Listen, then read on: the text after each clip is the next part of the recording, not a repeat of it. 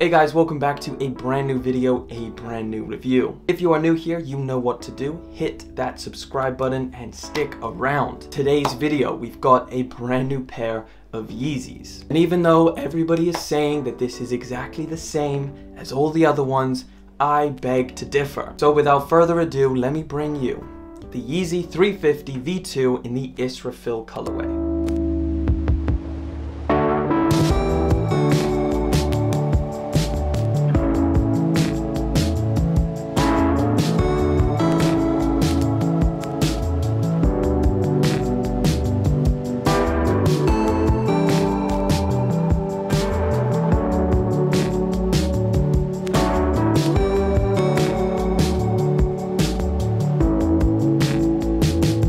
Alright, so I've got one pair and I've got two pairs. One.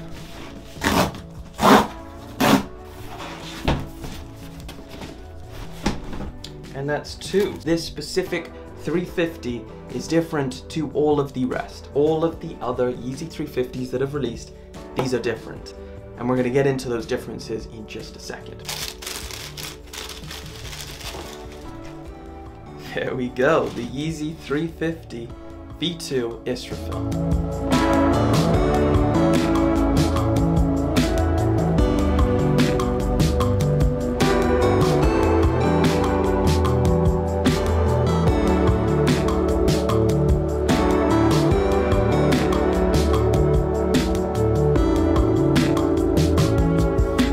Some key things to note in the box, okay? This is what you want to look for if you are buying a pair of these after the fact.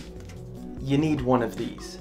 So this is the little note that you get, and it essentially just says, special kind of knitting process creates a one-of-a-kind prime knit upper for every pair, ensuring nobody else has one just like these. You get this little brown paper bag. So in this brown paper bag, you get an extra set of laces, and I'm not going to go too deep into that just yet. We're going to get into that in a minute. So these released exclusively to Adidas and Yeezy Supply. So of course Adidas being the global way to get your pair of sneakers, and Yeezy Supply being only available in the US. So obviously Yeezy Supply, like always, was a splash page, and Adidas was through the app raffle. So no splash page for Adidas. All you gotta do is go to the app, sign up, and you have an option. So these released on August the 22nd, and of course retail for the $220 or £180 here in the UK. And it seems like whenever you mention a pair of Yeezy 350s, what usually follows is they all look the same.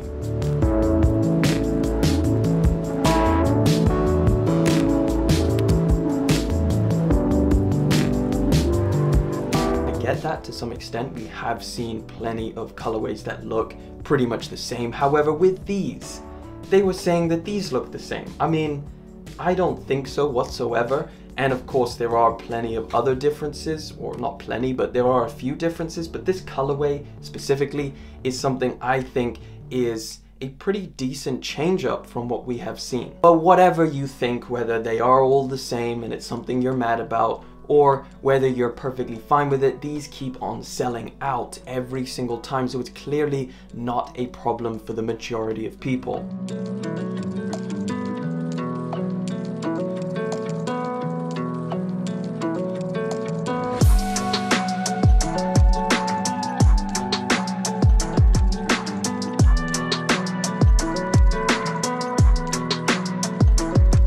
So the name Israfil is actually from Islamic mythology, and it means the angel who will sound the trumpets commencing the end of the world. I really wonder whether Kanye or whoever comes up with these names, whether that actually relates to this colorway or whether it's just something they kind of put together. Like, did this specific colorway give Kanye angel sounding trumpet vibes? But either way, that's what this is called, and I guess it is definitely more creative than slightly blue and slightly yellow. But generally speaking, we have the second colorway of this new knit pattern. And of course, the first one I'm referring to is the Yeezy Zion. So of course you can see there is a lot of similarities to these two. They feature this new kind of knit pattern, and that's where we first saw that little note that you get saying that every pair is slightly different from the other. Now, of course, there's nothing incredibly different about it. However, there are some key things like the center stitching, the kind of general look of this stitch pattern, the way that the knit even feels, and, well, on this one, the lacing system.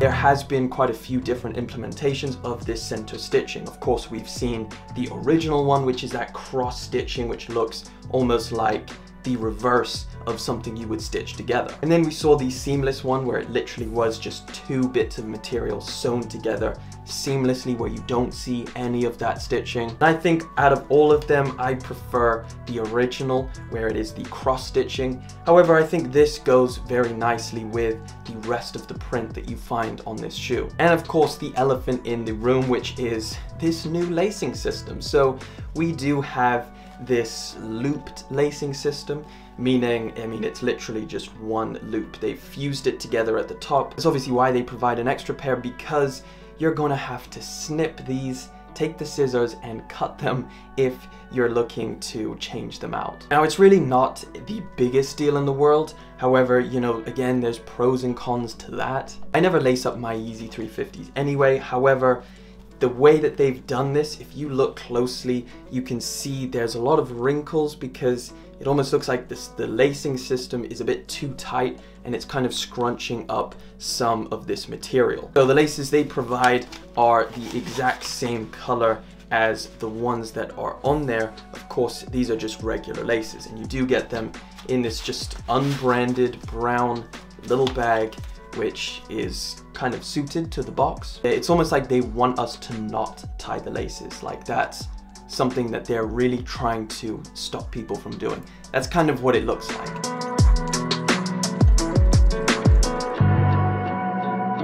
To kind of get rid of the option of tying them, taking away options may not always be the best thing. But this lacing system is going to be something that is on a lot of other future Yeezy models. So of course, like I said, this is the first time it is featured on the Yeezy 350. We've seen it on the MNVN, which I'll show you right here. And another thing to kind of note is that this is made out of elastic, so it's stretchy.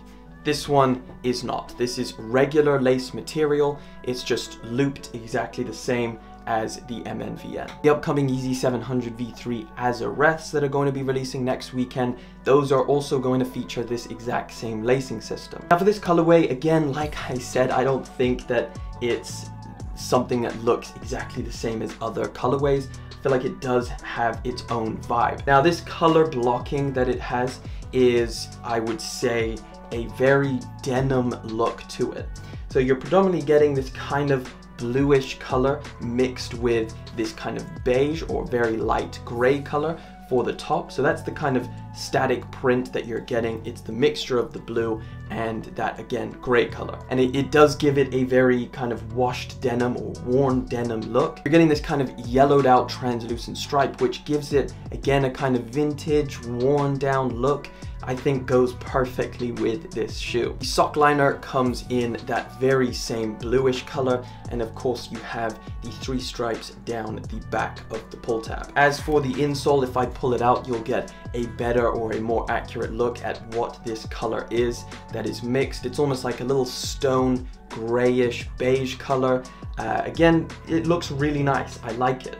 And I think it goes together really, really well. As far as Yeezys go, this is definitely going to sit up there as one of my favorite colorways. Straight out of the box, it looks amazing. It looks really nice. For the midsole, and again, you're getting that exact same bluish color, and it is mixed with this kind of tan, beige, almost gum, but very, very light outsole. Of course, as for sizing, this is going to run exactly the same as any other Yeezy 350, which the best recommendation is always go a half size up. And the laces don't really change how it feels on foot. It still feels like the exact same really comfortable Yeezy 350. And yeah, if you do get an option, because resale is really not that bad right now, these do kind of go for around retail. Now it is because stock was pretty high on these, and of course, even though it was an Adidas and a Yeezy Supply exclusive, it was still pretty high in stock numbers. So